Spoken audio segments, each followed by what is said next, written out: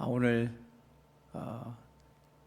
부터 이제 4주간 이 직장인 예배 말씀을 전하게 된 고대경 목사라고 합니다. 구리에 있고요. 개척해서 이제 올해가 19년 차 있는 이런 교회입니다. 저희 교회의 가장 중요한 말씀이고, 그리고 이 말씀을 받아서 개척하게 된 중요한 말씀인데, 오늘 이 말씀을 통해서 하나님이 어떻게 한 사람과 한 교회를 이끌어 가는지 또 여러분과 같이 나누고자 합니다. 요한복음 21장 15절에서 17절 말씀입니다. 한 절 한 절, 마지막은 또 제가 우리 다 같이 그렇게 읽으면 어떨까 합니다. 제가 먼저 받들어 읽겠습니다. 그들이 조밥 먹은 후에 예수께서 시몬에게 이르시되 요한의 아들 시몬아, 내가 이 사람들보다 나를 더 사랑하느냐 하시니 이르되 주님, 그러하나이다. 내가 주님을 사랑하시는 줄 주님께서 아시나이다. 이르시되 내 어린 영을 먹이라 하시고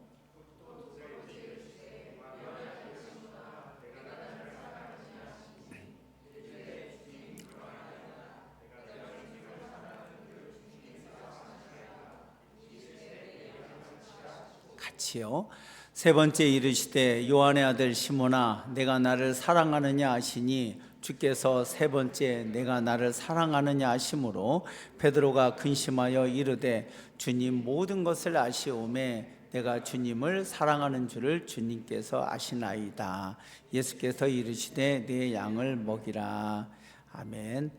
한 영혼을 위한 눈물이라는 제목으로 오늘 말씀 나누겠습니다.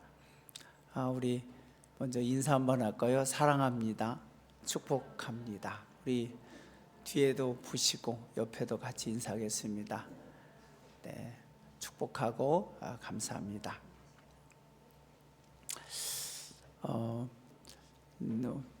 오늘 4주간 이렇게 뵐 얼굴들이라서 너무 반갑고 또 그렇습니다.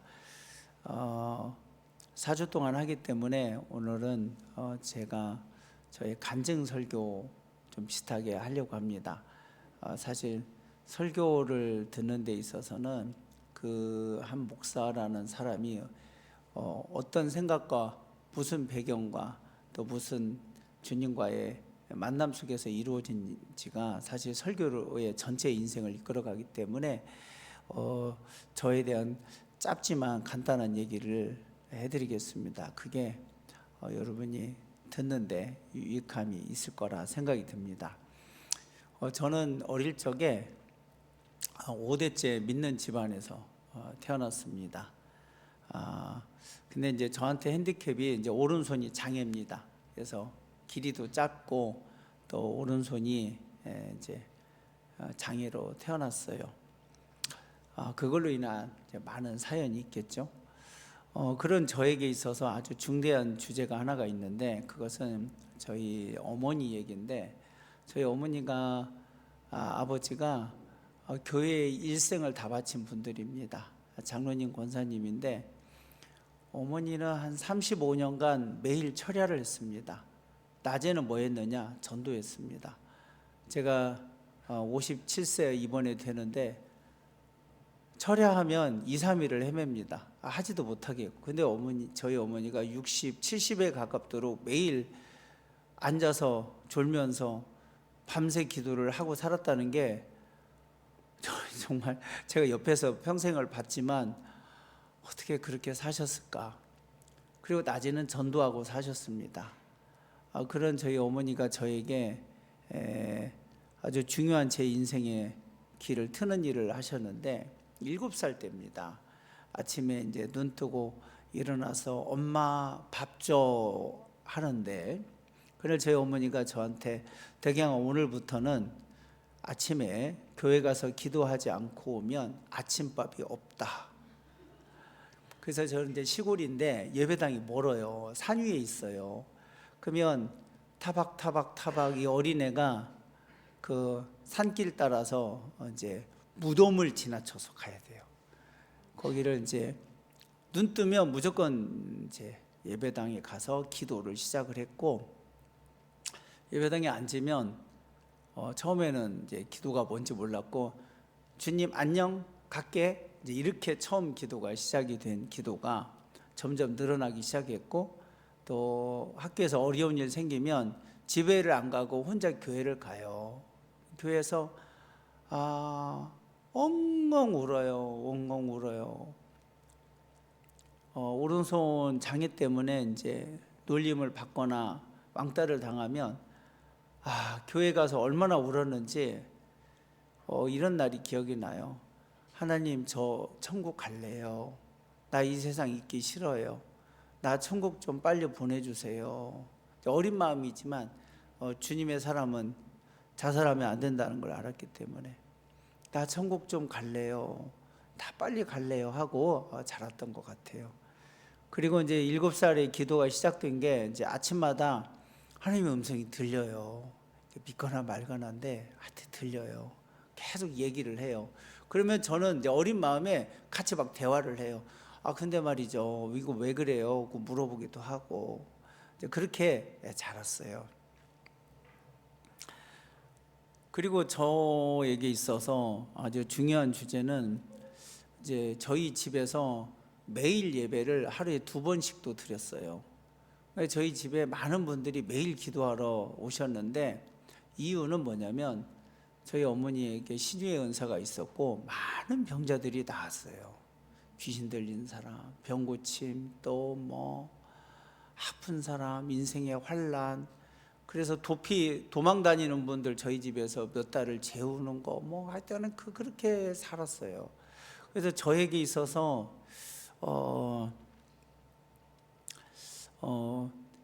이제 사춘기라는 게 있는데, 저의 사춘기는 뭐냐면 그러니까 저같이 자란 사람의 사춘기가 특이한 건데, 저의 방황은 뭐냐면 주를 위하여 어떻게 죽을까, 목이 잘라서 죽을까, 북한에 가서 총 맞아 죽을까, 고문을 계속 생각하면서 혼자 불행해요.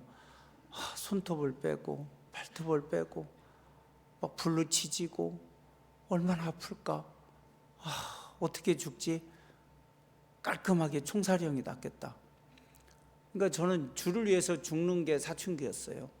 이게 이제 잘난 척이 아니고 그냥 저의 배경이에요. 왜냐하면 늘 하나님의 살아계심을 보고 자랐기 때문에 어떻게 하면 주를 위하여 더 멋지게 죽고 깔끔하게 하나님의 나라에 가서 주님이 영광을 돌리느냐, 이제 그런 류의 사고를 가진 아이가 목사가 됐어요.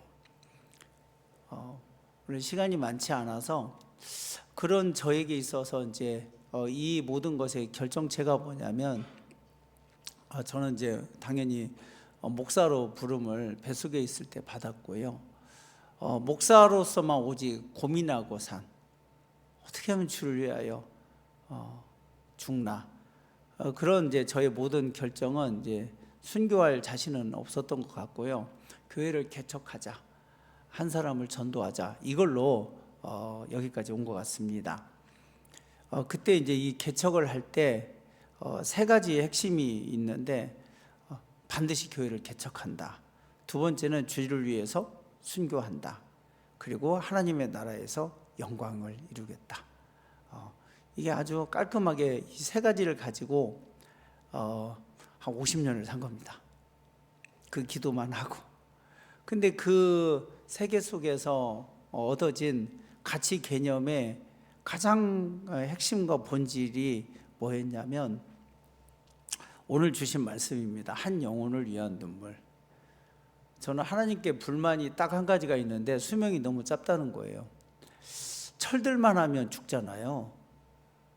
그러니까 말하자면 주님을 향한 주님을 믿고서도 그분의 사랑과 그분의 은총을 대부분 깨닫기까지 최소한 아무리 열심히 해도 20-30년 걸리는데, 그때 이제 알겠다 싶은데 곧 있으면 이렇게 말년이 오는데, 거기서부터 시작해서 주님을 향한 성경에 대한 이해력이 한 100년 동안 지속이 돼야 되거든요. 그래야 뭔가 이렇게 노화도 나오고 뭐 500년 살아야 이렇게 뭐가 되는데, 그러니까 제가 이제 그러니까 이 신앙적 사고와 경험적인 양의 수치가 많은 상태로 한 30년을 살면서 느끼는 저한테 주시는 말씀이 뭐냐면 내 어린 양을 먹이라는 이 주제예요. 근데 이 주제가 저한테 이게 단순한 게 아닌 건 뭐냐면, 저는 주님께 부름받았을 때 주님께 뭔가 위대한 일을, 정말 이 세상에 없는 값진 대단한 일을 한다라는 꿈에 베풀었는데, 주께서 이런 얘기를 하는 거예요. 대경아, 이게 쓸데없는 소리 하지 말고 내가 너한테 단 한 사람을 맡길 텐데 이 한 사람 위해서 네 인생 다 바칠 수 있냐? 한 사람이요? 네 한 사람만을 위해서 내 인생 다 바칠 수 있냐라는 물음에 숨이 꽉 막히는 거예요. 저는 막 이렇게 이순신 장군처럼 이렇게 좀 노량해전하다가 이렇게 멋지게 죽어야 되는 거로 생각을 했는데, 노숙자 한 명을 위해서 내 인생을 다 바친다. 뭐 이게 이제 너무 힘들었던 거죠. 개척 지금 19년 차인데 여전히 하나님께서는 똑같은 얘기를 하십니다. 주님께서 물으시는 것은 뭐냐면, 네가 일을 점점 잘하게 되거든요. 설교도요, 이것도 점점 유능해져요. 근데 유능한 거고 다르게 네가 사랑하느냐. 오늘 여기 직장인 여러분들에게 오시는데 이분들에 대하여 얼마만큼 진실한 마음이 있느냐, 이걸 묻는 거예요. 이게 너무 힘들어요. 유능함을 묻지 않고 한 영혼을 진심으로 사랑하고 그를 위해서 살겠느냐.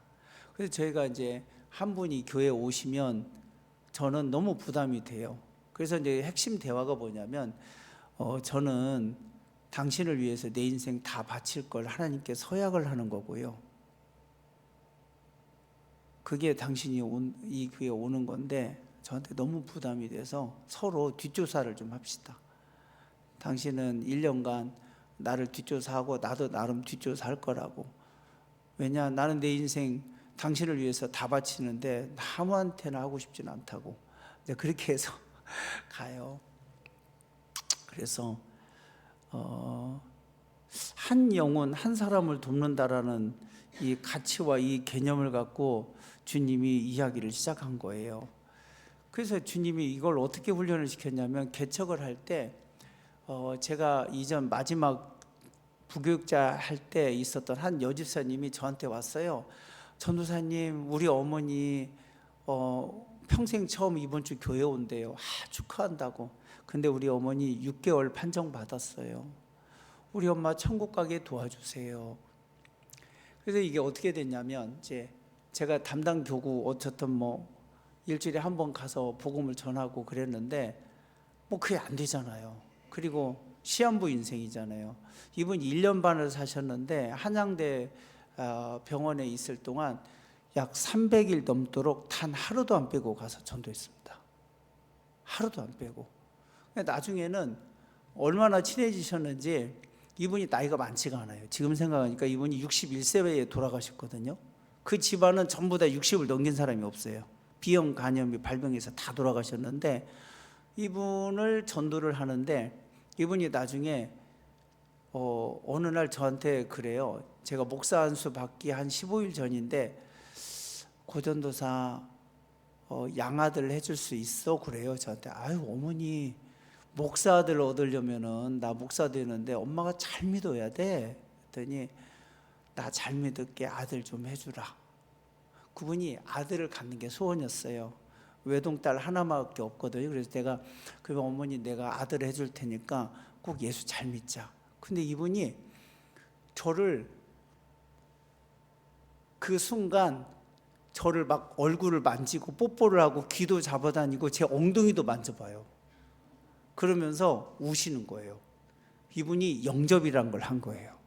그래서 제가, 엄마 이걸 영접이라고 그래. 예수님을 이렇게 받아들여야 믿음이고 구원이야. 그랬더니 나 이제 뭔 말인지 알아. 예수님 나 받아들일게. 고마워 아들. 그러고 이분이 이제 15일 후에 임종했거든요. 장례식 때 제가 상주로 올라갔어요. 그 어머니 여동생들이 많았거든요. 근데 다 기독교인이 한 명도 없었어요. 불교, 뭐 무속적인 거. 근데 이 모든 집안 사람들이, 아니 난데없는 사람이 상주잖아요. 사위보다 딸보다 위잖아요. 누구냐 그랬는데 그 딸이, 그 밑에 동생이 우리 큰언니 병원에 1년 있을 때 하루도 안 빼고 오신 전도사님이다. 다들 인사드려라. 그래서 그분들에게 복음을 전했어요. 그리고 그분이 장례 끝나고 통장을 하나 아들한테 줬어요. 평생 파출부 하셨는데 2천만 원 통장 하나 저한테 주면서 개척할 때 쓰세요. 주님이 저에게 한 영혼을 위한 삶을 그렇게 가르치신 것 같아요. 이 가운데서 시작된 저는 집에서 시작을 했고요. 아무 도움 아무거 없이 한 명을 재웠어요. 그것도 장례 때 만난 그 아들. 엄마 돌아가시고 아버지는 술 속에서 헤매일 때 우리 집에서 1년간 재우고, 여기 우리 아내가 밥 해주고, 그 다음 또 청년들도 재우고. 저의 목표는 단 하나예요. 진리와 함께 망하겠다. 이것대로 해서 망하면 깔끔하게 나는 목회 안 해도 하나님한테 책임이 없다. 그래서 이 한 사람이 변화되고 예수님을 믿고 변화되든지 아니면 내가 목회를 그만두든지, 두 가지 극단적 선택을 놓고 붙잡고 밤에 기도하고 만나서 얘기하고 집에서 재우고 밥 해주고 용돈 주고 옷 사주고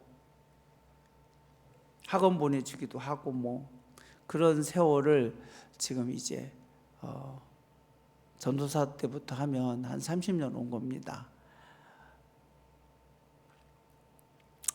이 삶 속에서 느끼는 거 뭐냐면 지친다는 거예요. 사랑이 지쳐요.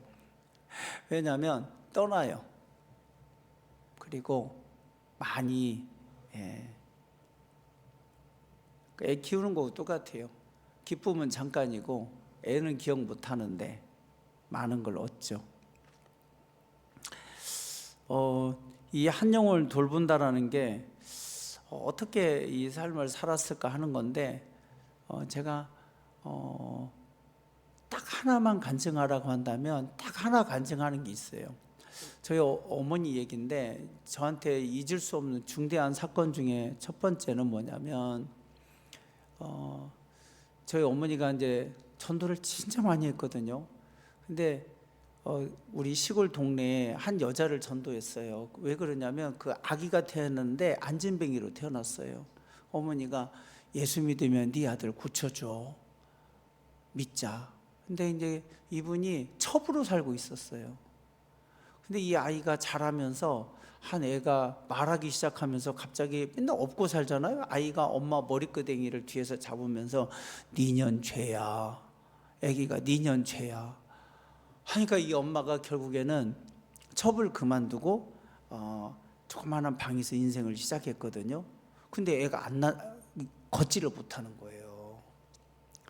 주님이 고쳐준다고 그랬는데. 저희 어머니 매일 기도를 해요. 하나님 이 아이 고쳐달라고.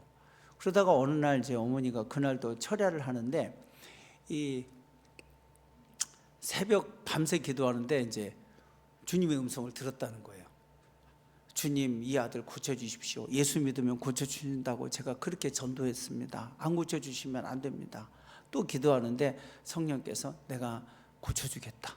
그래서 언제 고쳐주실 겁니까? 그러는데 지금 당장. 기도하다가 벌떡 일어나가지고 새벽 3, 4시에 그 집을 가서 막 문을 두드리고, 아니 권사님 이 새벽에 무슨 일이 있어요? 그랬더니 야 하나님이 네 아들 고쳐준단다 해갖고 잠자는 아이를 막 흔들어서 깨웠어요. 이 아들이 깨면서 권사님 웬일이세요? 그랬더니 야 하나님이 너 고쳐준단다, 일어나봐라 하고 두 손을 잡고 일어나봐, 주님이 이렇게 세우면 됐어. 일어났는데 뭐 믿으시든 안 믿으시든 다리가 길어지면서 일어났어요. 근데 이제 여기서 퀴즈가 있어요. 좀 이따 드립백 커피 하나 드릴게요. 저희 거. 자, 그 아이가 일어난 나이가 몇 살일까요? 자, 아무나 얘기해 보세요. 몇 살 때 일어났을까요? 태어날 때 안진뱅이 아이가 7살. 또 3명 기회를 10살. 또 한 분 더요? 19살이요. 17살 때 일어났습니다. 17년 동안 하루도 안 쉬고 눈물로 기도한 거예요. 저는 그 세계에서 자랐습니다. 한 사람이 구원받기까지 3년은 울어야 된다. 저는 저희 어머니가 병을 고치고 도리어 어머니를 욕하는 사람도 많이 봤고요. 구원받고 인생 변한 사람들이 와서 머리 숙여서 마당 앞에서 엉엉 무릎 꿇고 울면서 감사합니다라는 것도 봤고요. 별거 다 봤어요. 근데 제가 그 이적과 능력만 보고 신기했던 어린아이가 나이 들어서 개척하면서 한 거예요. 우리 어머니는 그 일을 한 게 아니고, 이적은 사실 몇 건 없고요. 많은 것 같은데 사실 그게 아니고 일평생 한 사람을 위해서 우는 것이 일생이었다는 걸 이제 깨닫기 시작한 거예요. 한 사람 살리려면 3년을 울어야 된다. 한 사람. 나는 목회 부흥 글렀고 그런 거 관심을 아예 포기를 처음부터 했고요. 한 사람을 도울 수 있다면 얼마나 좋을까. 그가 천국 가서 주님, 제가 이 고대경이라는 목사를 만나게 해주셔서 고맙습니다, 이 말 한마디만 들어볼 수 있으면 얼마나 좋을까가 그냥 유일한 꿈인 거고요. 그리고 저희 어머니뿐만이 아니라 그렇게 산 사람들 밑에서 자라다 보니까 이 가치와 사상 속에서 사상이 아니죠, 이 존재 속에서 사는 것 같아요. 모든 것에는 규칙과 법칙이 느껴지기 마련인데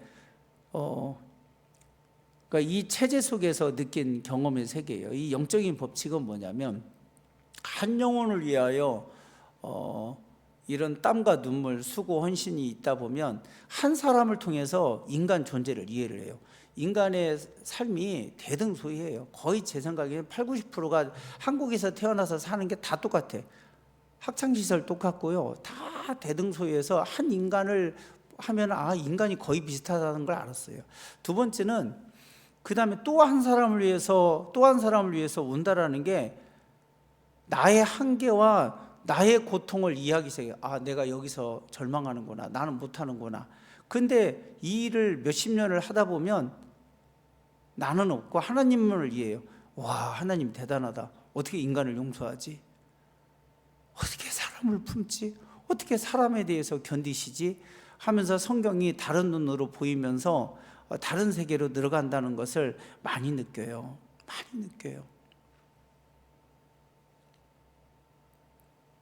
저에게 기회가 10분 정도 남아 있어서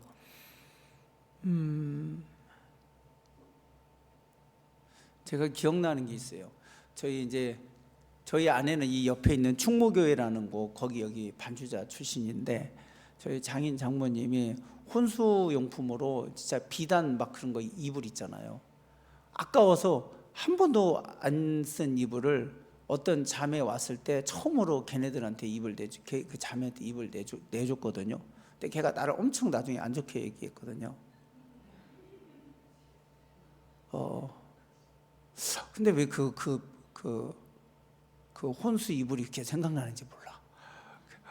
그게 서운했나 봐요, 제 마음에. 다른 서운한 것도 많이 있겠지만,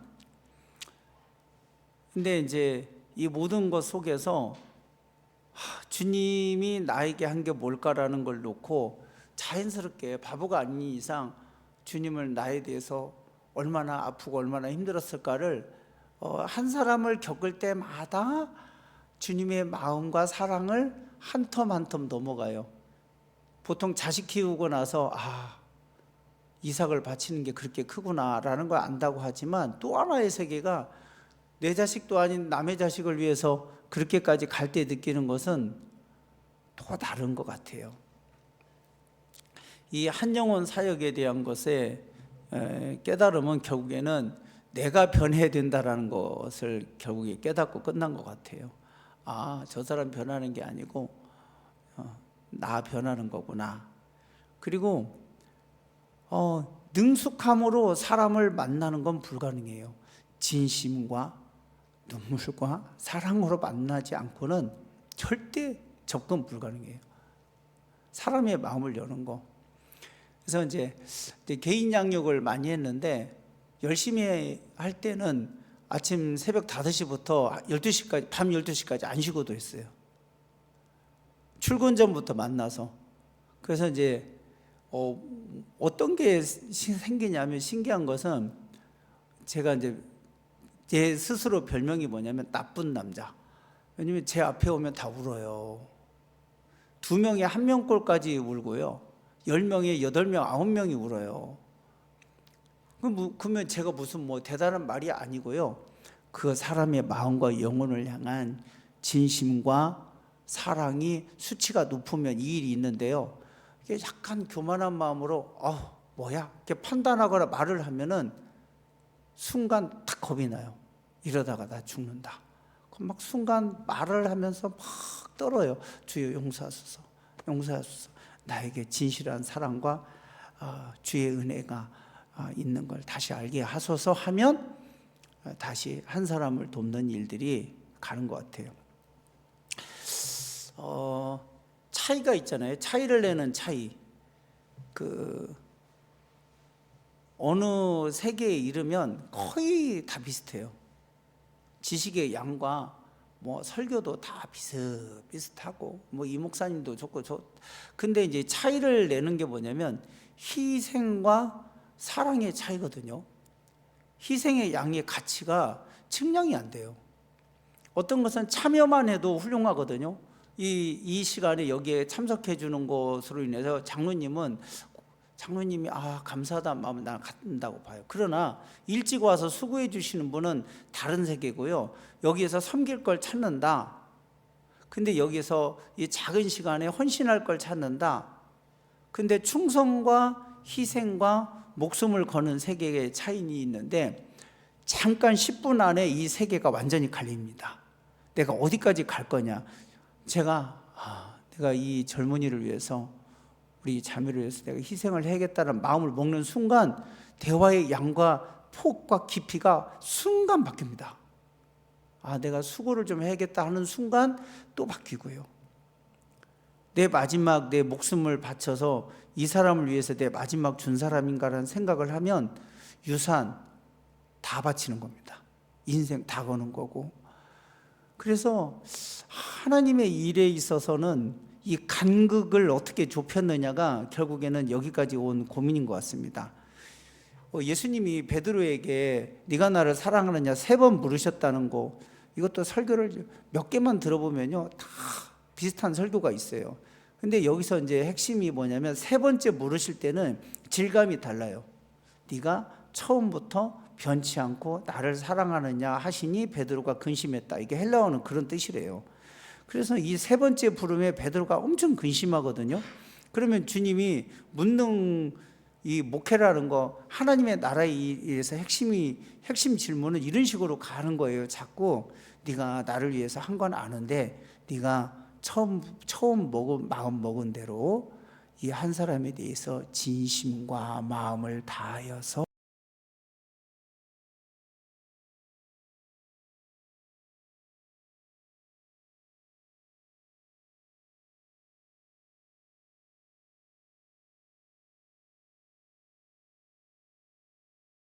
제가 알아요. 진심이 아니라는 거. 진심은 달라요. 그리고 제 안에 저를 향한 사랑, 그리고 잘하는 게 아니고 그를 향한 눈물. 왜냐하면 주님을 우리를 위하여 애통함으로 우신다고 했는데 그 눈물이 있느냐 없느냐를 가지고 주님이 평가를 해요. 그래서 잘했냐 못했냐 주제가 아니고 평생 그런 분들 밑에서 자라면서 그래도 뭔가 본질적인 걸 이상을 꿈꾼단 말이에요. 생각을 해보세요. 매일 기도하고 매일 병자들이 낫고 그리고 매일 밤새 한 사람을 위해서 눈물 흘리는 분들 밑에서 자라다 보면 그 터 위에서 사고력이 진행돼서 제가 40년을 온 거잖아요. 그 세계에 있어서 고민이 뭐냐면 이 영혼 사랑이라는 이 높은 고지가 있어요. 치열한 전투에 어느 날 마귀한테 뺏기고 그 다음 날 이 고지를 한번 탈환하겠다고 길을 쓰고 가는 건데, 그것은 지혜 있는 자는 궁창의 빛과 같이 빛날 것이요 많은 사람을 옳은 대로 돌아오게 한 자는 별과 같이 영원토록 빛나리라. 여기서 많은 사람은 모르겠고요, 단 한 명이라도 옳은 대로 돌아오게 하는 일이 그 일을 붙들고 있으면 전투 중이고요, 그 일에 그 사람이 변하는 것을 본인 스스로 느끼고 그 가족들이 내 아들 변했다고 할 때 고지를 탈환하는 거거든요. 여기는 그 정복해서 갈 수 있는 땅이 아니에요.